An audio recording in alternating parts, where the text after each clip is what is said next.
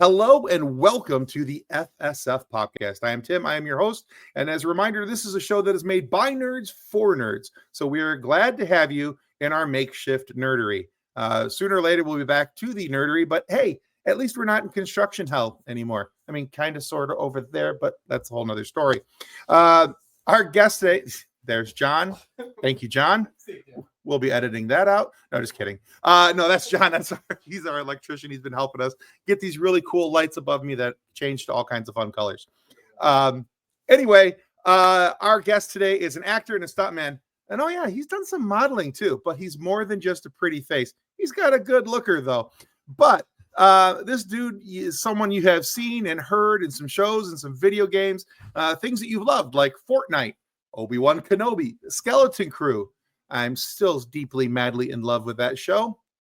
But there's also Star Wars, Knights of the Old Republic, The Goldbergs. I could keep going and going because Justin Cabanting has had a ton of cool stuff, and I am so glad to welcome him to the show. Welcome to the show, Justin. Thanks so much, Tim. Thank you so much for having me on the show, on the FSF Popcast. This is such a great honor. Thank you so much. I'm very excited to share with you Excellent. a bit of me and seeing how we roll. All right, let's do this. All right, so first things first, Justin, one of the things that we always love to start off with our guests is finding out their backgrounds, their origins, because we're nerds and nerds love a good origin story. So in the story of Justin Cabanting, what got you going? What introduced you to the world of entertainment and said, this is what I want to do? What got you here? So, in the deep recesses of evil, from the cesspools of hell. No. So actually, my story originates in it's not Pallet Town, but it's pretty close.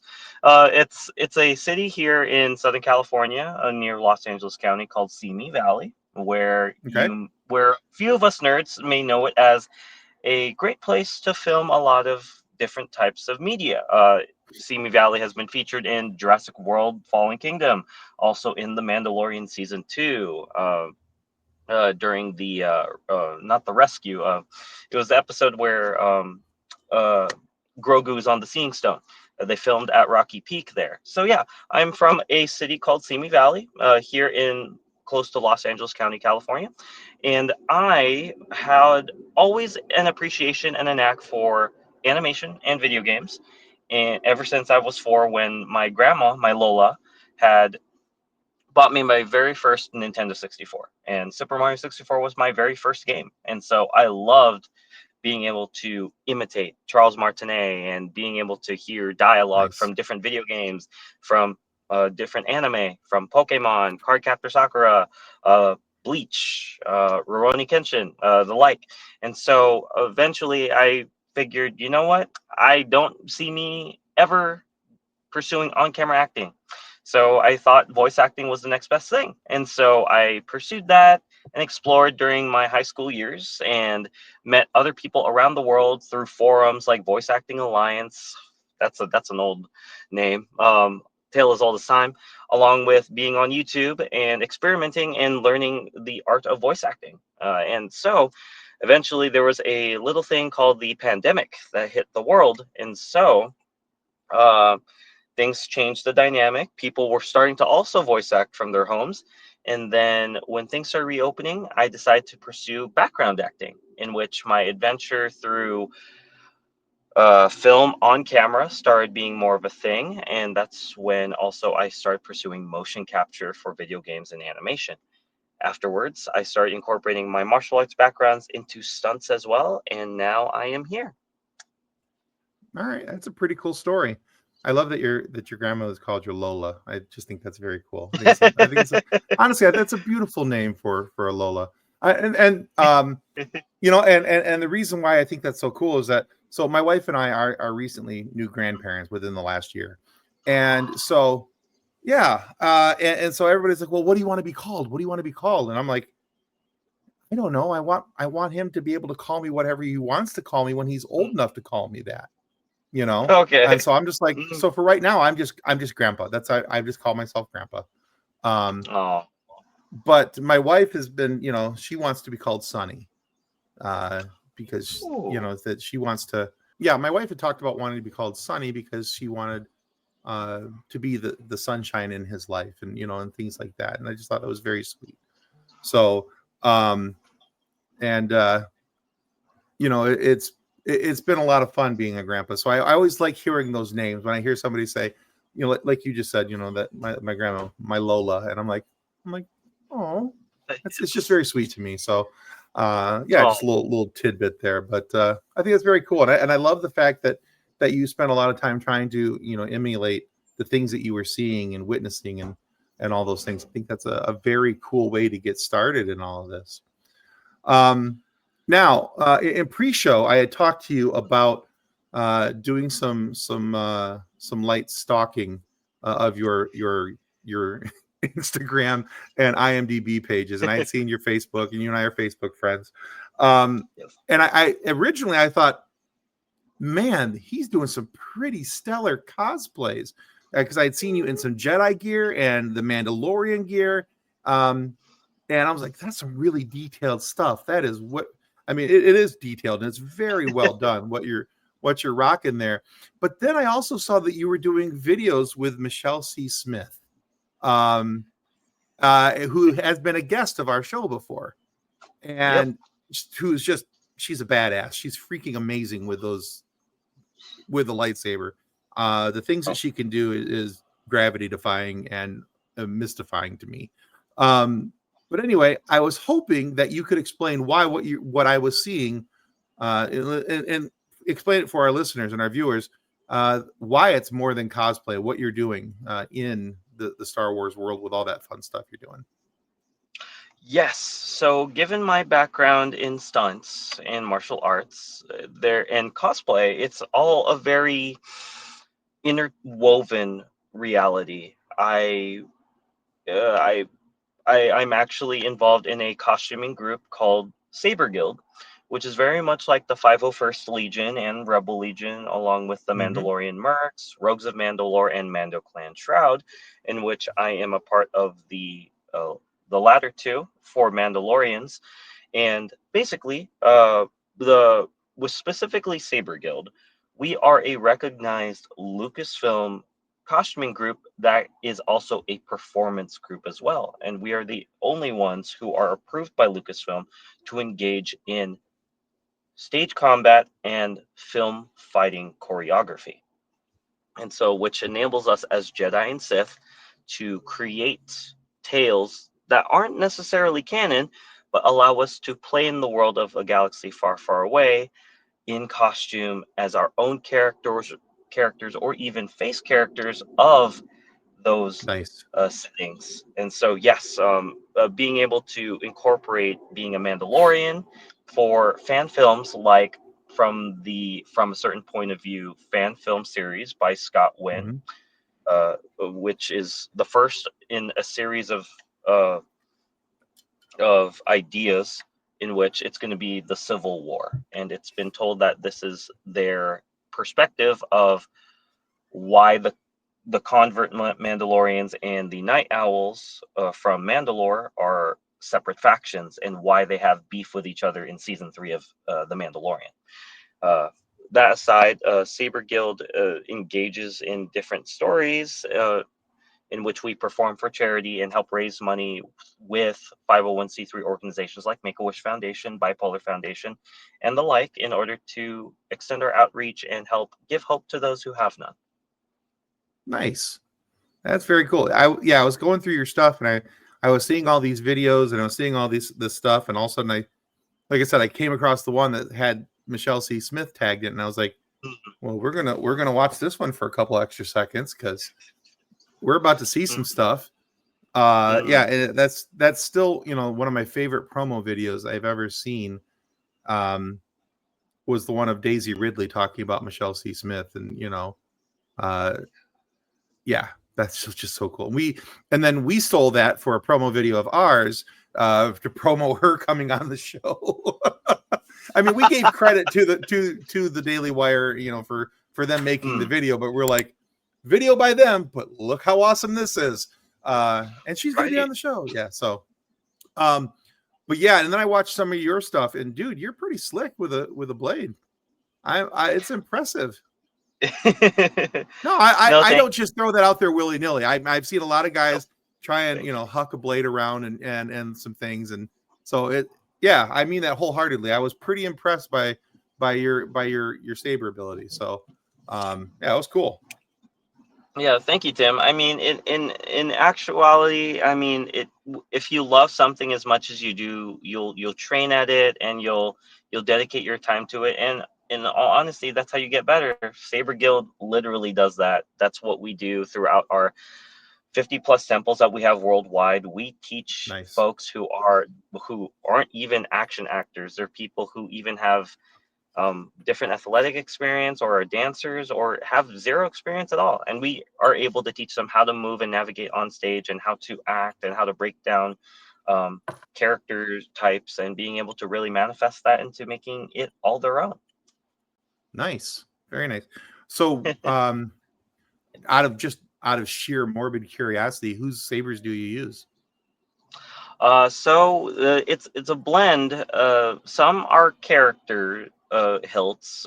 Some are by makers such as Saber Forge. Others are Okay. LGT or Tescu, in which those are Chinese makers, and Sure. they got wonderful designs. There's one Mm-hmm. particularly that I picked up from Saber Nexus that is based off of the Ezra hilt from the Ahsoka series, the season Oh one yes, please. of Ahsoka. Yes, it looks very much like Kanan Jarrus's Caleb Doom's hilt, but Mm-hmm. it's Ezra's all his own, and seeing that come together in that second to last episode of Ahsoka was just mind blowing, because Ezra has gone through three different sabers through his adventures in Rebels, and seeing that Mm-hmm.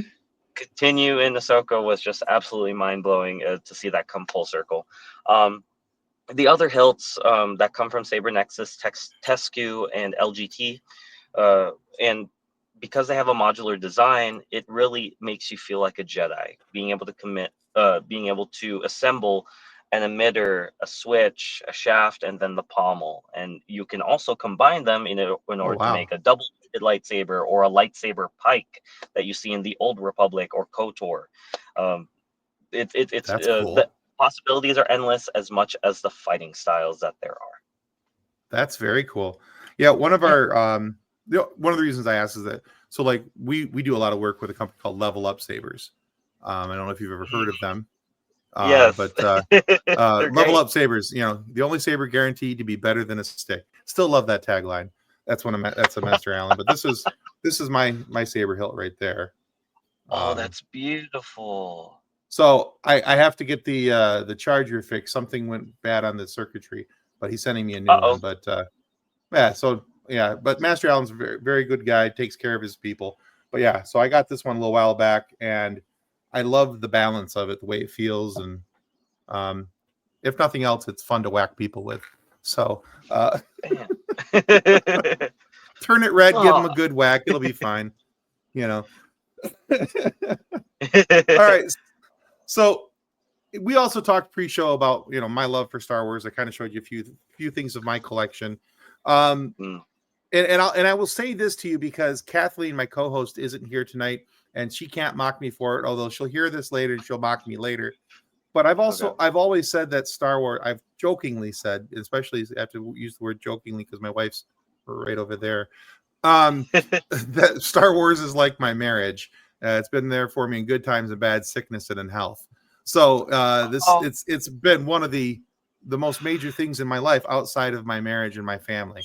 So Mm, I am curious, based on the number of things that you've been involved with in the Star Wars universe, the attention to detail that you gave, even just in the small things like knowing how many saber hilts that Ezra has been through. What does Star Wars mean to you, both personally and professionally? it's a lifestyle. It's kind of like how the Mandalorians, the convert Mandalorians, think of it as a kind of creed. Star Wars has been so instrumental uh, in my formative years as a kid, and even as a teenager, even to now as an adult. I live my life practically like a cowboy, like a Ronin, like a cowboy Jedi, helping those who are in need, giving hope to those who have none, teaching. Strangely enough, when never thought I would ever be someone who would be like an instructor, and Nice. now I'm able to coach folks in becoming better action actors, better voice actors. It's so mind blowing. It's when I think that there's an X amount of layers to Star Wars and how much it resonates in my life, there's more layers underneath it, and it just keeps peeling itself and then revealing more about who I am. And I just start to discover that, and other people start discovering it as I'm discovering it as well. So it allows the circle to be complete. I love it. I love it. Yeah, that's one of the things I like about Star Wars is that as I've gotten older, things that I appreciated about Star Wars as a young man, I still like, but there are Mm. things now that mean far more, much more, and it's endeared itself to me in ways that are deeper and more meaningful, on a emotional, spiritual level than when I was a kid. And I was like, oh yeah, they have lightsabers and they shoot each other. This is great. They blow things up. And Right. now I find myself looking at stories of found family and all these different things, and I love that story trope of found family because it's literally in every Star Wars show, and Hmm. how that affects the people in the show and how that story gets told. And to me, that's one of the biggest things, and so I do love that. Same, especially with all the different types of content that come out. Even the Oh yeah. Disney Junior Young Jedi Adventure show. Uh, you would think like, oh, it's a kids show. How can the rest of the Star Wars fan base enjoy that? It's like, oh, I only watch The Mandalorian or I only watch The Acolyte. It's You're missing so out. good. Exactly. People are missing out. I'm like, I remember when people were complaining about, oh, I'm not watching the Clone Wars because it's a cartoon. It's like, did you know that Darth Maul's back? Did you know this happens? Have you met Ahsoka Tano? And they're like, who's this Ahsoka Tano? So the That rest was is me, history. honestly. And that's okay. Because No, it's you funny that understand. you mentioned it in that type of phrasing, because that was Yeah. literally me, and that was my argument against it. I was like, this is a kid show, it's cartoon. Who wants to watch a cartoon, a watered down version of Star Wars? And now it's like, Mm, me, I want to watch that version of Star Wars. I freaking yeah. love that version of Star Wars. um but yeah, I'd watched, like, I think the first couple episodes of season one, and I was like, yeah, this is kid stuff. I'm done. And then I talked to somebody at great length and in multiple volumes, uh, Yeah. and the discussion came around to, well, you have to get past those first couple episodes, really, and then it really takes off starting season two. And I was like, yeah, okay, fine, I'll give it a chance. And towards the end of season one, I'm like, they might be onto something. This might be cooking here a little bit. And then season two, and then I cried see all of season seven, but that's a whole nother story. Uh, but yeah, now it's like anything animation comes out for Star Wars, like the recent announcement of Tales of the Underworld, and I'm like, I May 4th can't get here soon enough. So Yes, absolutely. And probably Vision season 3 might drop during Celebrations Japan. So, I can't wait to find out what else is coming. I'm so excited. So oh, so much. It's so it's it's excited. New Year. It's New Year. Yeah, It's our yeah, New Year. absolutely, absolutely. All right, so let's talk a little bit about you, Justin, and a little bit about your process and how you do things now, because you Sure. do work both in front of the camera and behind the microphone. So some actors have different approaches and how they handle those things. Now, for you, your approach and your process to a character, is it the same, and it doesn't matter, based on where you're at, or do you have different approaches for in front of the camera and behind the microphone? That's a very great question, Jim. Thank you. I like to switch it up in order to keep my mind fresh, so that way it's not like the same approach each time. So that way, not only do I challenge myself, but also it allows me to see how to be a talent from a different perspective. So I'll use something as easy as working background, for example. When I Okay. worked on Obi-Wan Kenobi, and that was in 2021. It was summer. It was hot. I remember the very first day that we literally knew nothing about it, and I went for my fitting, and that happened, and then we went into a rehearsal on the volume at Manhattan Beach Studios, where the Mandalorian was filmed, the Book of Boba Fett was filmed, and yeah, it blew my mind. And so um, we worked it out, and so you're given a direction from the first AD, the first assistant director. They tell you the premise of what's going on without giving any story details because you don't really need that. And so it allows you to play with that overarching umbrella, and then you it's like you're given a toy box, and you take whatever is available in that toy box and use it to your advantage. um, if I'm going to use that scene, whenever we see Obi-Wan cutting the sand whale meat, Mhm. uh, there were different elements in that. You'd see like the different pots there that are boiling with something, and also we're cutting the meat or we're salting it, or even on the top layer, it's like we're harvesting the sand whale blubber and using that as like kind of like a tarp, kind of like to cover things. That there are some details that you can't see on the episode itself unless you look very minutely, very closely. And so I was very surprised that I got to experience this, and I wish every Star Wars fan could experience what we experienced on set. But yeah, it just allowed me to really just set in. And so when I'm given that umbrella thought, I think in terms of what am I feeling from the outside, and I start making my way through layers as I start reaching internally. So what am I feeling on the outside? So obviously it's hot. It's Tatooine, the desert planet. Then a Sure. little further down, it's like, how do I feel about this heat at these conditions? And I could be tired. I could be exhausted. I could be thirsty. And so then it starts to internalize more. Am I feeling distressed? Am I feeling hopeless? It's like, do I have the motivation to keep going? Am I about to drop out onto the sandy um, grounds of Anchorhead and like at a moment's notice? And so really it starts from being introspective, and making your way to an introspective way of breaking it down.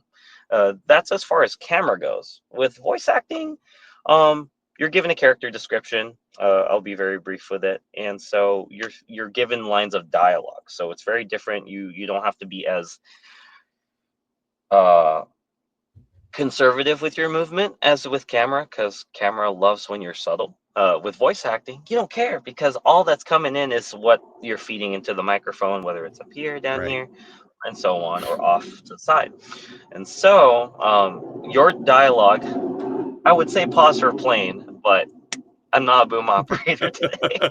But yeah, so you're given lines of dialogue, and with that, and given your background from the voice director and telling you what kind of character they are, oh, what's the scene, what's the setting, you take into consideration all these different factors and how they may feel.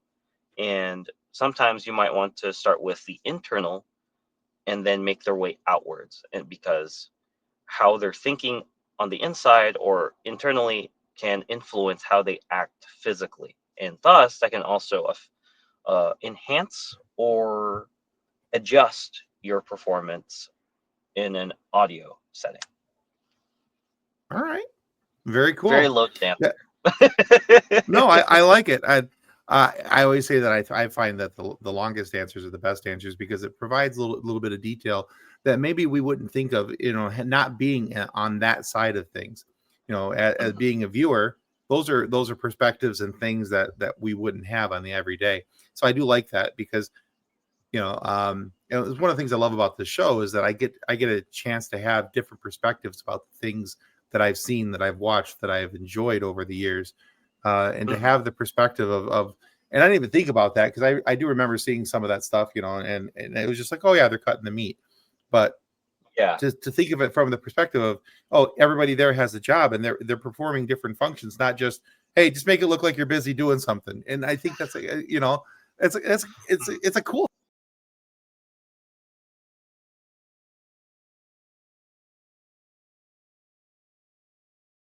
I've always enjoyed voice acting because I don't have to worry about a facial capture performance. I don't have to move with my body. But I like to say throughout the years I've grown to like being seen, and so it's very revitalizing to be able to switch between being a voice actor and being a on-camera performer as well. And he's back. I don't know what happened. I don't know what happened either. Just died. It just died. I was plugged in and just all of a sudden like, oh my God. All right.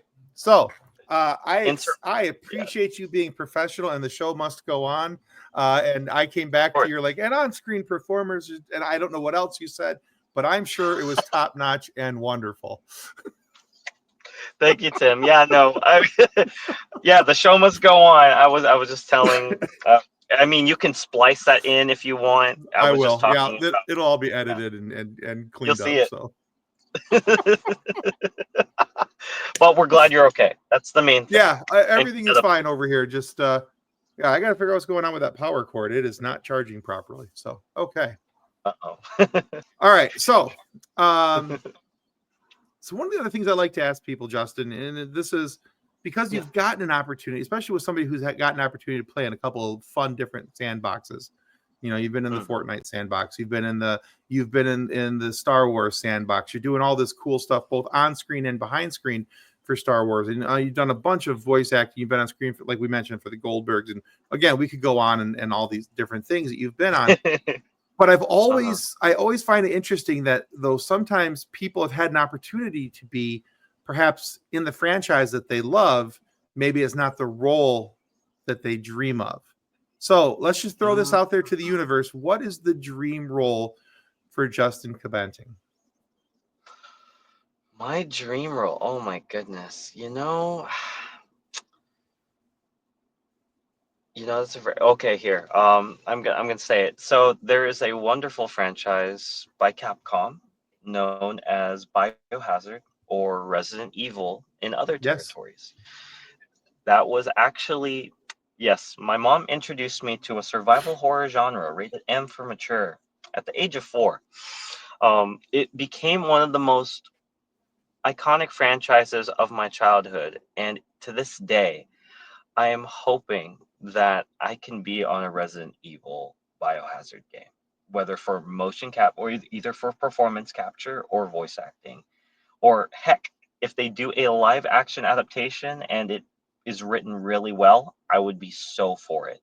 Whether I'm a zombie or I'm an RPD officer or someone who's not as cool as Leon S. Kennedy, but kind of close to it. Or Chris Redfield or Jill Valentine, Rebecca Chambers, I'd be all for it. Yeah, working in that realm of Biohazard would be the absolute dream come true for me. That's awesome. All right. Well, here's to hoping. Hey, fingers crossed. I always exactly. I always say it can't hurt to throw it out in the universe. You never know who's listening and says, yeah, he'd be pretty cool for that. Let's get him. Oh, hey, it's worth a shot. That'd be pretty cool, just going a corner and then right. Yeah, you never know. You never know. All right. These next couple questions are going to be pretty quick fire. We're almost to the end here. Your punishment is almost done. So, all right. So time for suggestions, Justin. Okay. What is one book or song that everyone should know, read, or be listening to? You can take either a book or a song, or you can do both. Let's do book. A Court of Thorns and Roses. It's a young adult novel series that everyone should. I know that one. There we go. My daughter absolutely loves that one. So great. Yeah, Mass destruction. She has said the same. That's one of her absolute favorites. All right, very cool. I will let her know that she will squeal as soon as I tell her.